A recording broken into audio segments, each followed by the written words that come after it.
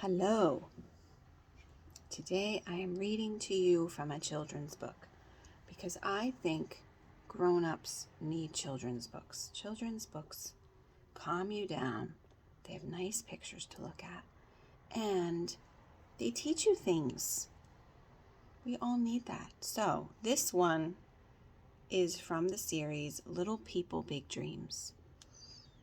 Little People, Big Dreams, like kids. And it's about Audrey Hepburn. So, you are going to find out so much you didn't know about Audrey Hepburn. I'm just telling you, look how fun this is. Wouldn't you love to have pants that look like this? I think somebody should make pants that look like that. Okay, here we go. Oh, you never knew. Little Audrey lived in a town called Arnhem in the Netherlands. She dreamed of what she would do when she grew up. Would she become a ballerina or maybe an actress? There's Audrey. She's little. Now, what do you like about this picture? What draws you in? I see two little birds. They look friendly, like in Cinderella, where the little birds show up to help Cinderella. But one day, on her way to ballet class, Audrey saw soldiers on the streets. War had broken out. She watched many families being sent away from their homes, including children just like her. Audrey, she's pretty fashionable. I think we should just acknowledge that even in wartime, she has her own style, right? I mean, many kids are not wearing this, so. And there's this sadness that she's watching and witnessing. It was a hard time for Audrey and all the other children. There was very little food and they were often hungry. Audrey became very ill. I don't even know which one is Audrey. I think it's the clothes. The only way you can tell is the clothes. So which one's Audrey? She doesn't have a coat and she's wearing, I think, the funkiest outfit.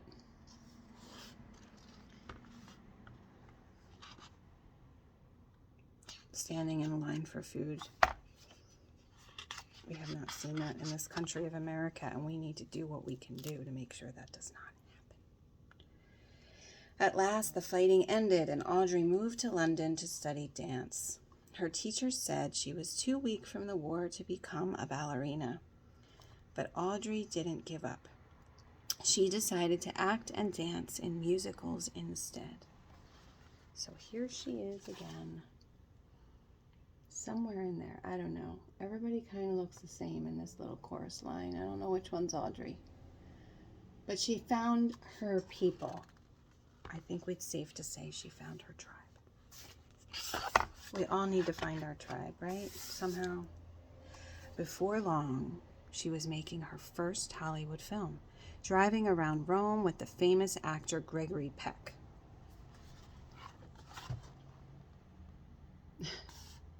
I hope they don't get into an accident, and let's just point out that helmets are important, you know. I know they don't look cool, but if you're on a motorcycle with a guy you don't know, I think it would be smart to wear a helmet. Just pointing this out, you know. I saw somebody fly off a motorcycle once. She did have a helmet, but wow, that was scary to watch. So, you know, it can happen. Every role she played was different from the one before. One day she was a nun, and the next a princess. Oh, wow. You know, a nun and a princess are not so different. They're both interesting. They're both alluring and a little separate from the rest of society. And they're all both required to sort of serve in some capacity. One just has a lot of money and one doesn't have much. But it's inner wealth versus the external wealth. Maybe. All right. She had a simple rule for life. Dance as though no one is watching. Sing as though no one can hear you. Live as though heaven is on earth. That sounds like 3 rules. But, you know, she had 3 rules for life. Have you ever followed that? Dance like no one's watching? Like outside with people watching, and you're like, I don't care, I'm still going to dance. It's kind of a rite of passage, I think. She also liked to spend time alone in her apartment. Every day at breakfast, she read letters from her fans. She was loved by millions of people around the world. Oh, I wonder if she wrote back. You know, she probably gets so many letters, or got so many letters, that it would be hard to write back, but she probably loves reading them. Nowadays, people might just write her on social media. It's a shame that you can't write back to all those people. I miss fan clubs, good old-fashioned fan clubs with paper letters. Audrey won award after award, but she worried that she didn't deserve them. While she was a Hollywood star who seemed to have everything, there's her face. She has the award, but she's like, I don't know. Why are you guys looking at me? Why do you think I'm so great? I get to do what I love, and you love me so much? While she was a Hollywood star who seemed to have everything, she never forgot that there were children in the world who were hungry, just like she had been.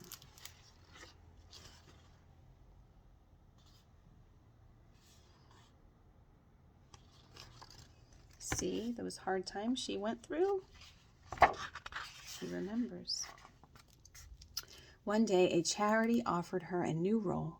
They asked her to become their official ambassador and visit children all over the world, so Audrey traveled to India.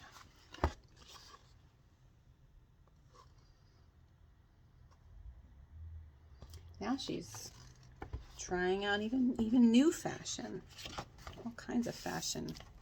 And to Africa. Wherever she went, Audrey tried to make every child happy. She helped raise money to provide children with water, food, and medicine.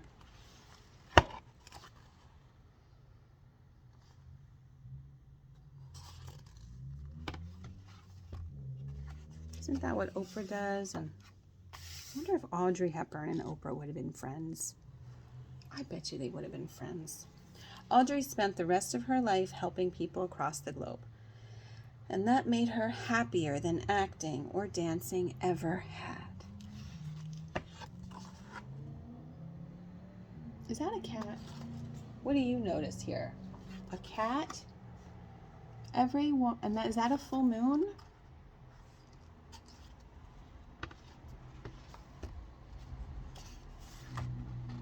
And that's the end.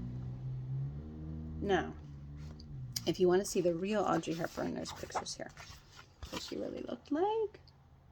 She's the young one, I think, there. And then she's dancing. Now, this is written by Isabel. It says Ma Isabel? I don't understand this. Ma Isabel Sanchez Vergara. Isabel Sanchez Vergara. Illustrated by Amaya Arazola. Now, questions to ponder before you leave. If you were a famous celebrity like Audrey Hepburn, and you had gone through hard times, and you wanted to help people, what way would you help them? What would be the thing you decided to do to change the world? I would love to know.